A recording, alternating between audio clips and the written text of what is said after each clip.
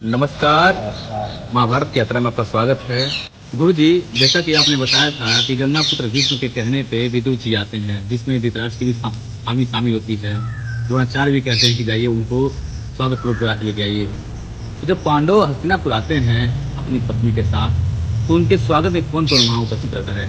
जहाँ तक हमने सुना है कि जो लोग खुश होते हैं किसी के आने से, वही लोग उपस्थित होते हैं। जब पांडव अपनी पत्नी के साथ, अपनी माता कुंती के साथ, द्रुपद के द्वारा दिए हुए पहाड़ों के साथ जब पहुँचे, तो वहाँ पर महाराज भीष्म, गुरु द्रोणाचार्य, कृपाचार्य जी, ये सब लोग मिल करके उनका स्वागत कर। और जब ये बात पता चली हस्तिनापुर वासियों को, नगर वासियों को, तो वो दौड़ करके आए, क्योंकि उन्होंने सुना था कि ये मारे जा चुके हैं। लेकिन जैसे ही उन्होंने सुना कि ये लोग आ रहे हैं, सब बड़े प्रसन्न हुए। रास्ते को साफ कर दिया गया, पुष्प आदि बिछा दिया गया, और स्वयं दुर्योधन भी आया स्वागत करने। मैंने सोचा कि यदि मैं नहीं जाऊंगा तो लोग यही कहेंगे कि ये दुष्ट है और इनसे प्रेम नहीं है, और यहाँ इसे प्रेम दिखाएंगे। ये भी आकर के स्वागत करते हैं। और उसकी पत्नी भानुमति, वो स्वयं आकर के द्रौपदी को पुष्प आदि पहना करके अपने साथ लेकर के जाती हैं।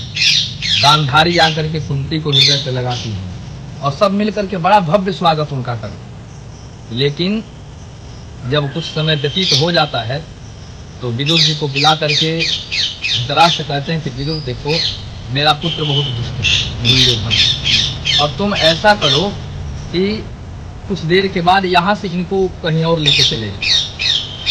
ठीक है, यहाँ से कहीं और लेके चले जाओ।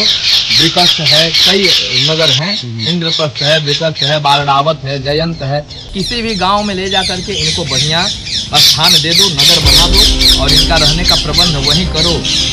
और कैसे करना है, बढ़िया शुभ मुहूर्त देख करके 101 हाथी को तैयार करो, उस पर आचार्यों को बिठा करके जल लेकर के आओ। आज ही मैं इसे युवराज के पद पर युधिष्ठिर को अभिषिक्त कर दूंगा, नहीं तो हो सकता है पुत्र के प्रेम में मेरा भी मन बदल जाए, मेरी गति बदल जाए। तो मैं नहीं चाहता कि ये संसार मुझे गाले, तो इसलिए मैं चाहता हूँ कि इनको राज्य इनका जो है वो दे दिया जाए, और तुम शीघ्र ही तैयारी करो। और विदुर जी ने ऐसा ही किया, और युवराज के पद पर युधिष्ठिर जी महाराज को अभिषेक कर दिया गया। उनका अभिषेक हुआ और लोग प्रेम पूर्वक